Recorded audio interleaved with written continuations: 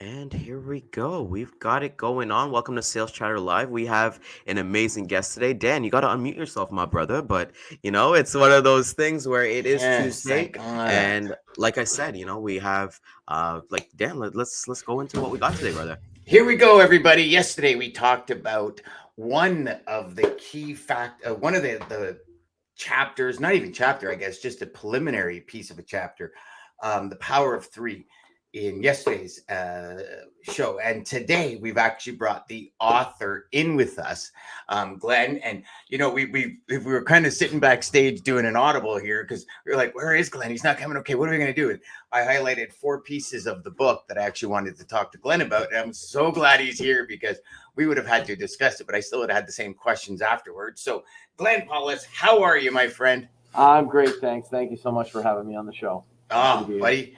We are excited. I have to say, I read a lot of sales books. I love your book. For all of you that are watching and listening that don't have a copy, I got one autographed by the author right here. See? So yeah, there we go. Just for anyone watching and listening, grab this book. Especially if you're Canadian, because there's a lot of Canadian references in the book. I love it. I actually started giggling about when you talked about Winnipeg, and because I don't know whoever wants to go to the peg, but anyway, you brought up some valid points. But just the strategies in this, the 57 winning sales factors to grow a business and build a career in selling. And Ryan and I talk to you every single day, every day of the week about a career. This is a career, logistics sales. If it's just a job for you, you're never going to educate yourself, never going to learn, you're never going to grow and really reach the heights. Ryan and I say all the time, you've got 10 rungs ahead of you that you can climb, a minimum. And when you are involved in a career, that's when you really start diving deep and not only just reading a book like this, but studying it, listening to the things Glenn has to say, and really taking them and, chewing them over and making them your own and utilizing these strategies and tactics to really win. Glenn, what was the initial kind of idea for this book? Why did you put it together for salespeople? So I started collecting I started in sales in 1985, and I left a government job. I was a civil servant, as we call them in Canada. And my boss said, you got to get out of here. You're not in the right field. And my coworkers were saying, you work too fast. You're making us look bad. Right. And you don't get paid piecework at the government. Let's put it that way, And so I quit, went into sales, and I started noticing these rules of the guys around me that were mentoring me and teaching me how to sell, and, and mistakes they were making, things they were doing that made sense. And I started writing them down, and I usually add their name and then I'd give it a kind of a funny name and attribute it to them. And I did that for years, and I started sharing those little snippets with people, and some sales guys that said, hey, can you come to my sales meeting and share some of these? And then people are like, oh, you should write a book. And of course, I never wrote a book until the 2020 when the pandemic hit, and I had nothing else to do in Canada because I was locked down. Couldn't go out at night, couldn't go out on the weekends. So I thought, hey, might as well write the book that I've been promising myself for 35 years. And so I used the time at home I actually was working during the pandemic at the office because I had to keep our warehouse open. We were an essential service, but evenings and weekends, of course, I was home, and that's when I wrote the book. And I wanted to see if I could do it. It was a bucket list thing, check it off. And And I thought, what better time? This is probably not going to happen again. Hopefully it doesn't. And so that's how I wrote it. And so I'd been collecting them all, and I moved them all into a writing program, and I just started, working on the background of each one. And as I like to say, 75,000 words later, I had a book, and I sent it to the editor. And when she removed the F word, from the book, she sent it back, and I said, okay, let's agree on 71,000 words, right?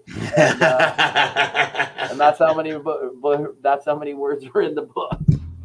I like that because it's especially in sales, right? It's not an industry for the faint of heart. That's for sure. Exactly. Yeah. So I don't know, Ryan, did you pull out specific pieces? Because I've got 4 specific, and I mean, literally, we're talking not even a quarter of the way through the book. I said to myself, I'm gonna read the book, and then I'm gonna go back and I'm gonna pick the 4 first topics, because I'd actually like to, Glenn, I bet we'd like to have you back on to discuss. Love to come. Topics. Anytime.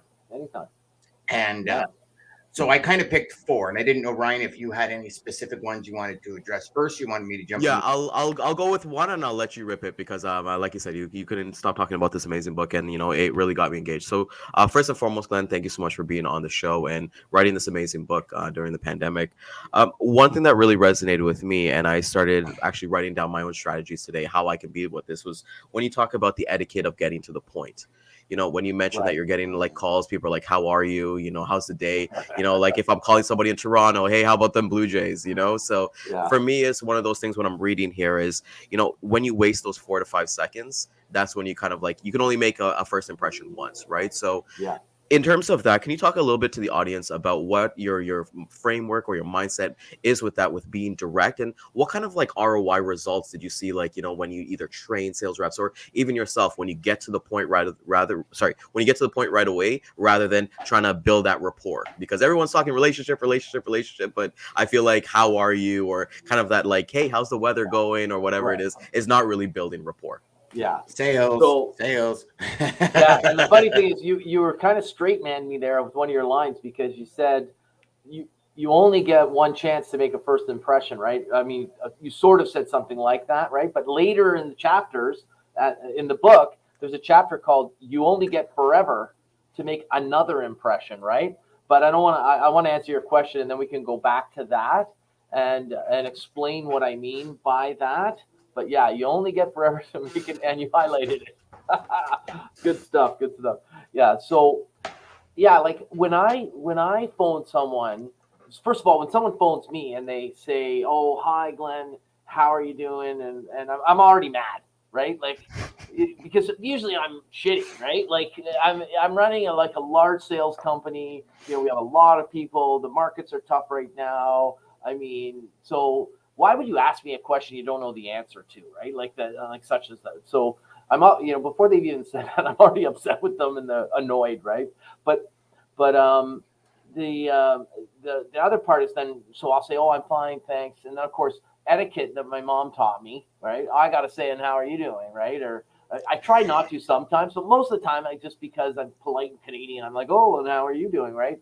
And then you're Canadian. Yeah. And then they say, "Oh, I'm fine." And then they have to add, "Thank you so much for asking."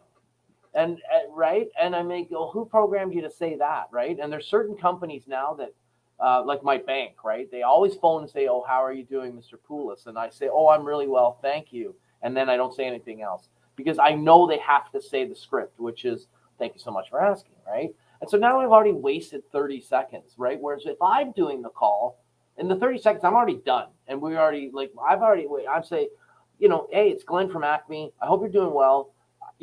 We've been saving some guys in your area 20% on their packaging costs, using our new, whatever advanced blow, foam technology. And I'd really like to get 10 minutes on your calendar so I can show you how we're saving people money. What do you say?" Right? And just get it all out in one sentence. And I mean, that is actually how I do it, right? Other people maybe do it a different way, and they want to do the challenger model and figure out who all the stakeholders are before they get to the point. But most people hang up or otherwise don't take your calls, right? And I just get to the point, right? And I don't, to be honest, I mean, I don't really care how he's doing, right? Like, because I mean, he could have had a fight with his wife. He could have won the lottery. I mean, what difference does it make, right? Well, if you won the lottery, you wouldn't be at work. But. Yeah.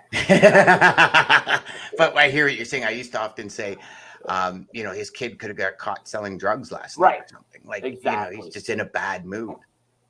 Exactly. And so I try to. I'm hyper focused on figuring out how I'm impacting people on a moment by moment basis, and I can be like intense in terms of my like, over the topness about a lot of things, right? I'll get off on a topic or whatever. And, like a couple of years ago, like, I'm still involved in it, but I mean, I was talking a lot about Bitcoin and cryptocurrency, like a lot of people were, right? But I didn't really talk to a lot of people about it because you can sort of measure in the first couple of seconds, is this guy a crypto guy or not, right? If he's a crypto guy, then you can start like throwing around all the acronyms and having a good chat and whatever, and it's fun. But the second I realize I'm off kilter, then I move directions, right? And there's another chapter in the book called it's like familiarity breeds contempt. Oh, implied familiarity also breeds contempt. And that's where I try to get across the point of like, don't like ask me about the Blue Jays because maybe I hate baseball. Like maybe I got rejected from the Blue Jays or, from whatever level of baseball when I was a kid and I forever hated the sport, right? Or, and there's a great story about me talking to a guy about fishing, right? And I miss, and I put my foot in my mouth because I reminded him about his divorce and his ex-wife and his ex-father-in-law. And he was mad. And I changed the whole dynamic of the call by implying that I knew about the guy because I saw a photo with a fish in it, right? And so, yeah, so sorry, I'm kind of rambling a bit there, but Okay. trying to get to the point, it's really important, right? And I mean, yeah, you want to make a good impression, but you want to be making a good impression every time you speak to the guy, not just the first time, right? Yeah. I've often heard when, early in my career, people said, when you go into the office, like look around and, see pictures of the family and ask about that. And I quickly realized that especially if you're meeting the person for the first time, too familiar. I find it disingenuous to, ask because I'm sitting there thinking, I don't even know if I'm going to see you after today for any time ever again.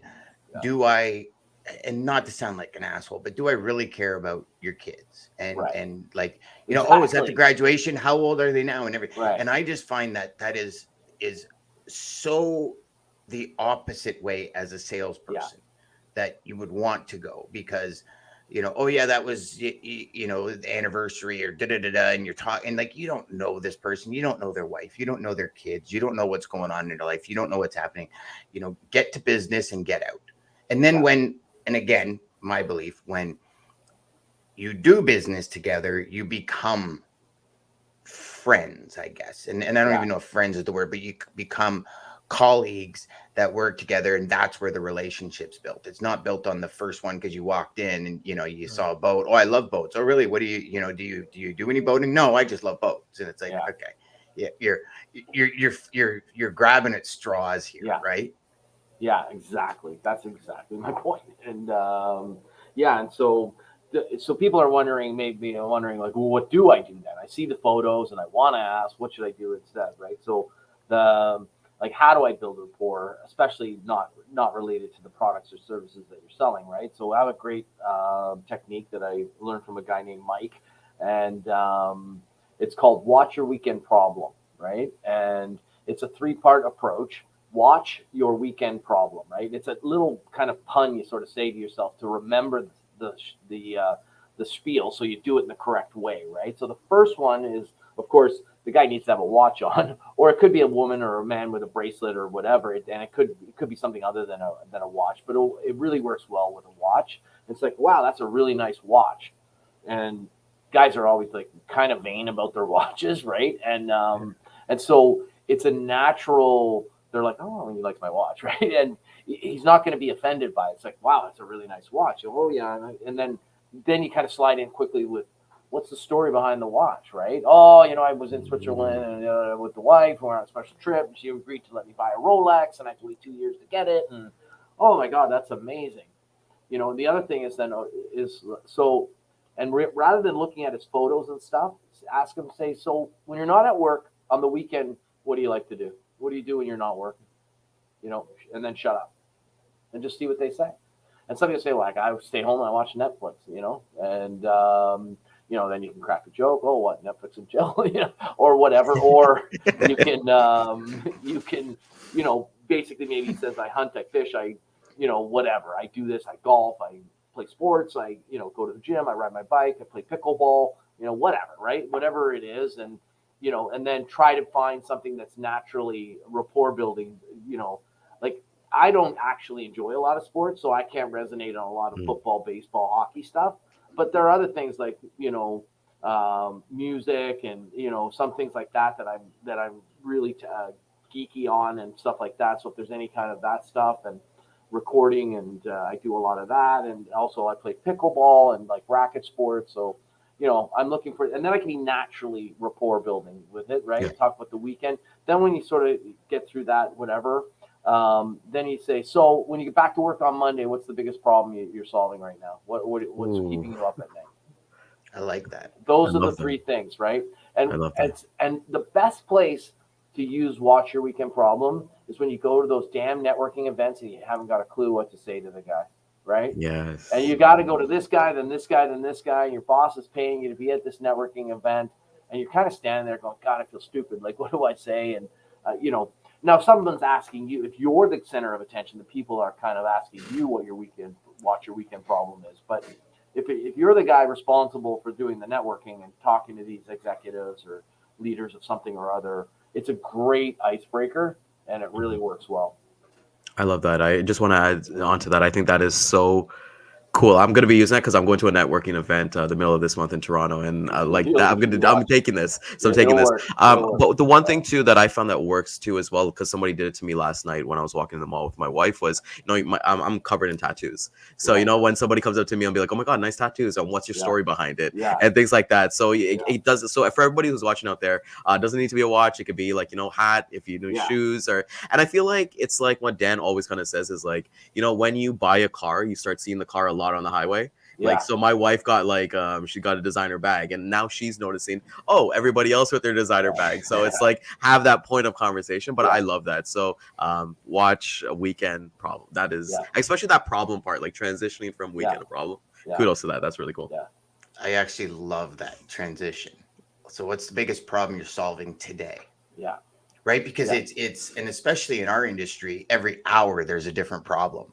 And like, what's the biggest problem you're solving right now, like in this moment, as opposed to saying, what's the biggest problem in your department, where it makes them feel like, wait, you're trying to say I'm not doing my job? I got problems in my department, right? I like that. That's a really good one.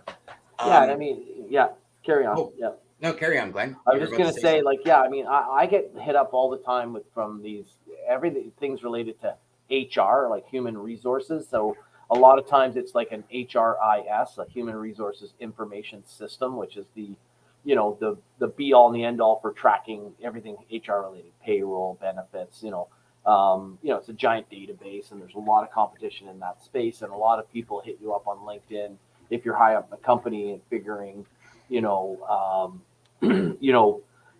they can sell you their HRIS system, right? But so often, like 100% of the time, they're trying to get your attention, like to get in front of you to show you their HRIS system, rather than finding out if you have any HR problems, right? Like none of them are asking, what's the biggest HR problem you're dealing with right now as a business owner, right? Like that's something I might be inclined to answer, but most of the time what they're asking me are these weird backwards methods of saying, I want an appointment to get to click my Calendly so we can give you a 15-minute, and they're patterning me into this whole SDR, BDR, cycle, whatever, where it's like a pattern, and it just feels impersonal to me, right? And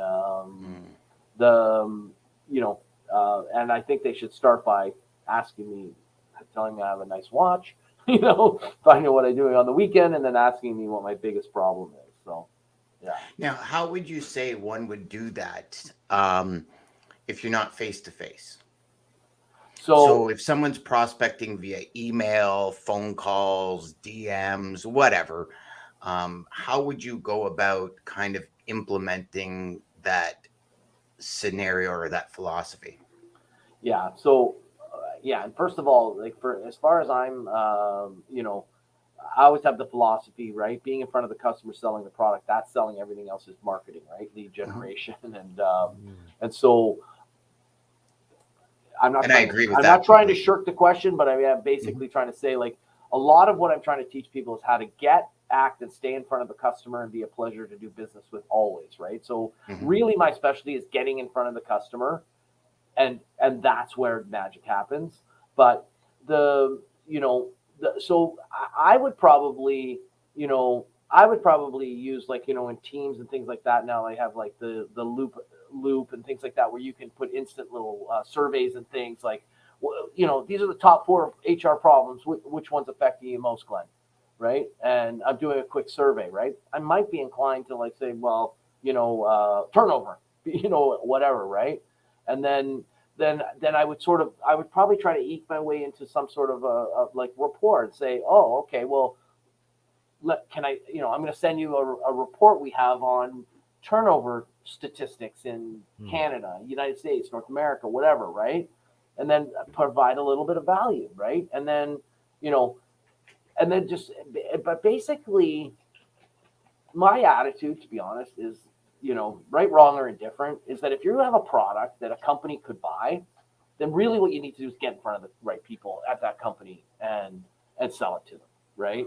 I guess some of the programs now, SAS, whatever, a lot of it's done virtually, so they're really trying to pattern you through their system, right? The SDR, the BDR guys call you, then it moves up the food chain, they do a demo online and what have you. But I mean, I'm more about, we're selling products and they have to be sold face to face in order for the customer to buy them. So I'm more the type where this is the guy who's the head of manufacturing. We're selling a manufacturing solution. And I'm basically saying, Bob, I'm in your area on Thursday. I'd like 5 minutes on your time. I'd like to meet you. I'd like to go over it, whatever. And get them, even if it's in the lobby, right? And then there's the whole "don't never sit in the lobby," the title of the book, right? I actually enjoyed that. Yeah. When I obviously, cover, first impression, I'm like, never sit in the lobby, and I'm thinking, oh yeah, Glenn agrees with me that if I have a meeting and it's for 10:30, don't waste my time by coming out at 10:45. Like, right, be there at 10:30. And I start reading it, and I'm like, oh, that's what Glenn means. Don't sit, keep your eye on the stairs where the individual would come down, don't play on your phone. Like, you're there for a purpose. So I really enjoyed that part, because you debunked what, just most people, by looking at it, saying never sit in the lobby. And then you have a salesperson that's kind of staring out the window.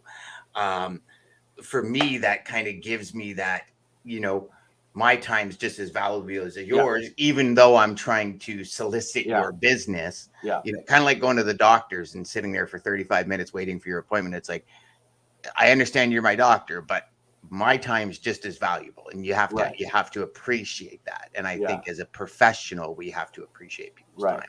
Yeah, and so not trying to deflect off the question. The question was, like, if I'm trying to, like, cold email someone, or like on LinkedIn or something about my system or whatever, and I don't have any rapport, that, again, that's really not my specialty. I'm not trying to, like, not answer the question, but I'm more about how do I get in front of the customer, right? And I mean, I basically phone them up and I'll just say, hey, like I said, hope you're doing well. We've just saved 20% at 3 of your top competitors. I'd like to get in there and see you and show you some of the reasons how we're doing it, right? Oh, I'm really busy. Well, can you have 5 minutes in the lobby? I'm going to be in your area next week. Okay. Well, I'm really busy. Okay, well, I'll see you in the lobby I'll call you from the lobby on next Thursday, right? Yeah. And then, of course, you go to the lobby. He forgot that he told you he was too busy, right? But he remembers you were coming, or, oh yeah, right, the guy said the lobby or whatever. He comes down, of course. Canada, we have donuts, right? Give the donuts to the, and bribe them with donuts, but never after 10:30. Never after 10:30, right? So that's the rule of Canada. Don't ever bring donuts after 10:30, because then you wreck the guy's lunch and he's pissed off at you again, right? And so show up early, bring the donuts, and then of course you always got something in your hand, something in your mind, right? When you show up, right? You're not just standing there in the lobby looking stupid, and you're not sitting in the lobby because you never sit in the lobby, right? And then once you've spoken to them or whatever, and you've gotten a few minutes, then you always, golden rule, always ask for a mini tour, right? And everyone's like, what the hell's a mini tour, right? That's a tour that's mini. It's like not a long tour. A tour takes all fucking day, pardon my language, sorry. And a mini tour is just, hey, I know you're building that new manufacturing wing or whatever. Can I get a quick tour? You know, I know you're building this new office wing or you're putting in a new system here, or you're putting in something new in the warehouse or the parking or the whatever. Like, I mean, depending on what you sell, right? But somewhere in that building, they're buying and putting your stuff, right? And so you've got to get there. And so ask for a little mini tour of the location and see how you're set up, see the structure, blah, blah, blah. Just mini tour will only take a few minutes. And then, if he starts like humming and hawing, like, oh, and I promise I won't sell any encyclopedias while I'm here. And then he usually laughs, right? Then he gets you through the magic door, right? Yeah. And of course, if you've been there before, which in a lot of cases you have a territory, you beat these customers more than once, right? When you're not sitting in the lobby and you're a few minutes early, you're actually in your car sitting, waiting to walk in 1 minute before your meeting, not sit down, right? And you're practicing the other golden rule, which is never forget a face. And so you're going through your phone and you're remembering everyone that you've ever met in that building, right? Because they're in your contact list. You go to the CRM or whatever. Sally, right? That's the tall redheaded lady. Bob, that's the bald guy. Jack, that's the short guy. Whatever. And take their face and move it from long-term memory to the front of your front memory. Instant recall, right? So you're on the mini tour. The guy's walking you back to the new section, whatever it is, the new production area that you asked them for the mini tour, right? And guess who walks by? Sally. It's like, hey, Sally, how are you? I haven't seen you in so long. It's great to see you. And of course you're just moving. You're not stopping the flow, right? She's like, who the hell is that? Oh, Glenn, right, from 2 years ago. Well, we bought the widgets. That guy's great. He's always a pleasure to do business with, right? And then Bob walks by. Oh, Jack, Sam, Bill, Steve, and everybody, right? And they all hear their name and they're all happy. And because the worst thing is when all those people walk by and you can't remember their name. You can remember it, but not fast enough because you've only got a microsecond when they're walking by you, right? Mm-hmm. So that's why you got to remember it. Yeah, we built a logistics CRM called Bridger, and one of the big things I wanted was people's pictures. So literally, we built it as if it was a real estate agent card, and I love that fact because I'll get on a demo with 6 people. And I'll have 2 of them in my CRM. And as soon as I see their face, I don't even have to read the name at the bottom because I've programmed their face in my mind by looking at their tiles so often. So I love the fact that you said that because you can just take a system like Bridger and just pull up your contacts and type in the company name. And you see all the pictures from all your contacts in the company. So their picture is right in front of you. Yes. Exactly. I love that you brought that. You want to do that before you walked into the lobby so you don't have to remember it once you're there, right? Yes, and, exactly.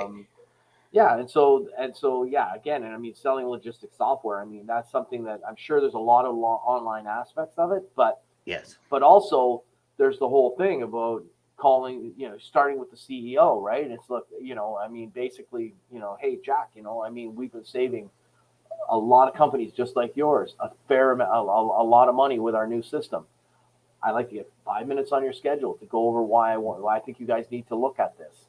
Yep. And Jack, the CEO, says, I don't deal with that, right? The vice president of transportation, or the the CTO, the chief transportation officer, that handles that. Well, who's that? Oh, well, that's Sally, right? And I'm like, oh, okay. Can you transfer me? Yeah, or even send an email and connect me so they know I'm calling and they and now you've gone from the CEO to the CTO or whatever, the chief, a logistics officer or whatever, and who who tells you, look, I'm sorry, my IT guy and my VP of logistics handles that. Oh, okay, so now you've gone from the CEO to the CEO to the VP of logistics, the IT guy, and before you know it, of course, then the warehouse manager is the one that gets the demo, right? Because he's the one that, right, But all through the thing, you're talking to the warehouse manager. You're like, yeah, when I was visiting Jack about this thing, I mean, he was blown away.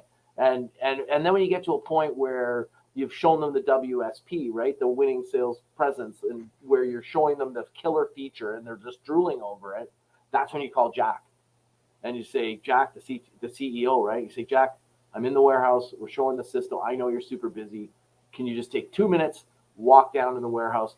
You need to see this thing. Your people are salivating all over the software, and if you can get them to come or whatever, and these guys and the whole food chain sees you bring these things together, but that's all done face to face, right? Try doing that on Zoom, right? It's impossible. And yeah, could definitely be challenging. I mean, the majority of my sales is on Zoom now, mainly because of the vastness of where we're calling right. all over North America, right? Right. And getting demos all over North America. I mean, you'd spend a small fortune traveling to all of that.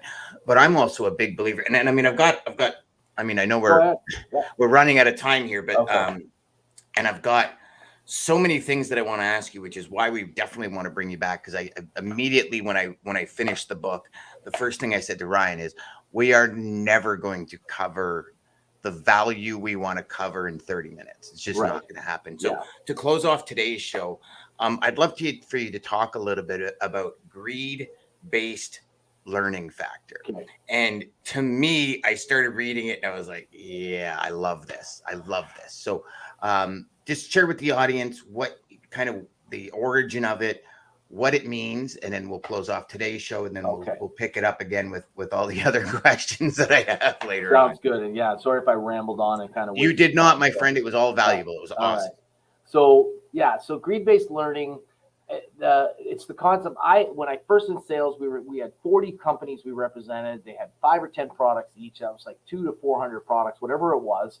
I mean, and I was a kid, and I was like, how in the hell? I couldn't remember any of it. Right? I couldn't remember this from that or whatever, right? And then ultimately I realized something was that it was in my human nature in myself and so the concept I always share is buying a car, right? I'm not a car guy. I like cars. I mean, I like driving a nice car, but I don't really care about the car. I don't care what's under the hood or the tires or anything. Yep. Except for every 4 years when I get a new car, right? And then I become an armchair expert on the 2 or 3 brands I'm looking at that moment in time. And I'm able to earn it effortlessly because there's a greedy win for me, right? I'm getting a brand new car, right? So whether it's Ford, GM, or Chrysler, or Beamer and Mercedes Benz, it doesn't matter whatever level you're in. You're looking at 2 or 3 in the one range, right? And you know everything, right? You got to go home and tell the wife why you need the Mercedes or why you need this, that, or the other thing, right? And you're just rhyming off the facts, rhyming them.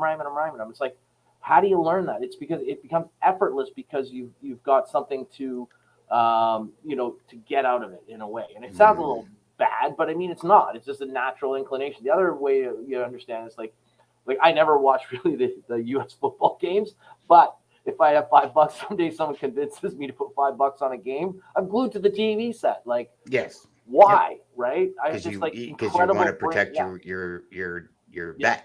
Yeah. And so what I did was I looked for opportunities, and then I would go and learn, and I would say, hey, this guy's looking for this thing. Now all I need to do is remember 3 or 4 things, and I can get this amount of $20,000 instrument or sale or whatever, this amount of commission, and then it just became an effortless where I was able to tie opportunity to learning. If you're just trying to learn things randomly, then you're not going to be able to retain it. It's like trying to run your day with ChatGPT, right? Like ChatGPT can give you an idea where to get started, but you have to have something truly a way of applying it for it to really show its value, right? Yep.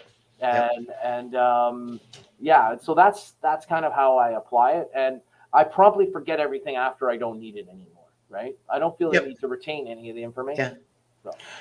When I finished reading this part of the chapter of The Power of Three, you run what 1, 2, 3, 4, about 5 pages on greed-based learning factor.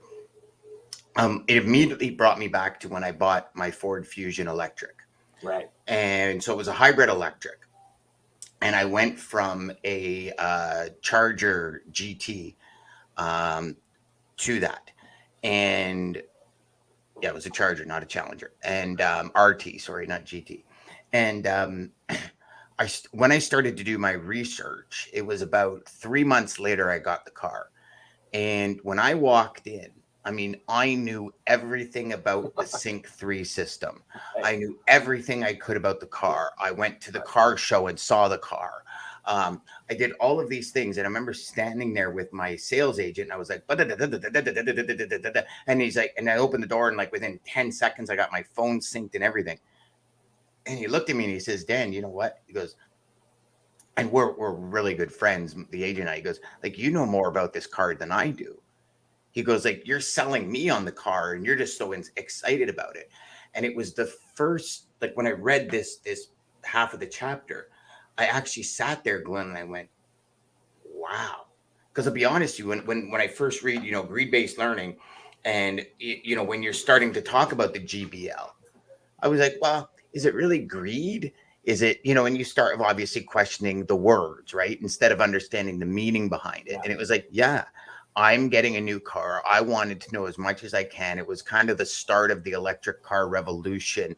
And I was, I wanted to kind of be at the top of it. And for months after that, I had all sorts of friends and colleagues coming up to me. I'm thinking of buying an electric car. What do you think about this, this, and this? And I became like the expert around me of these electric vehicles. And I was like, and I'm like, why are you coming to me? They're like, oh man, well, like what you were saying before you bought your car. And I'm thinking, wow, I did. I mean, I had spreadsheets on like kilometers, liters per 100 kilometers, and like everything. I mapped the thing out to a T, because I was moving into like, and I didn't do it for my truck when I switched to my truck, because I already knew most things about it. It was more the internal components.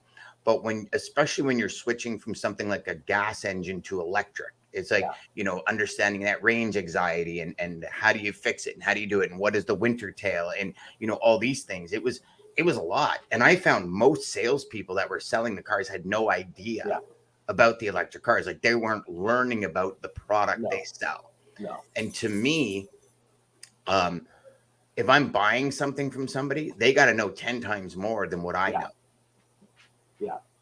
They need to be at least able to leverage that information to you almost instantly, right? Like, I mean, if they seem clueless, then you just lose all respect, right? Yes, 1,000%. I agree with that. Yeah, because there may be a time where you want them to bring in the technical expert on something because you don't expect them to know, right? Yeah. But he needs to know the top 5 things to engage you, then the next 5 into to a certain degree, and lower, and then at a certain point you bring in other experts, and you appreciate that because you want to network with those people as well, right?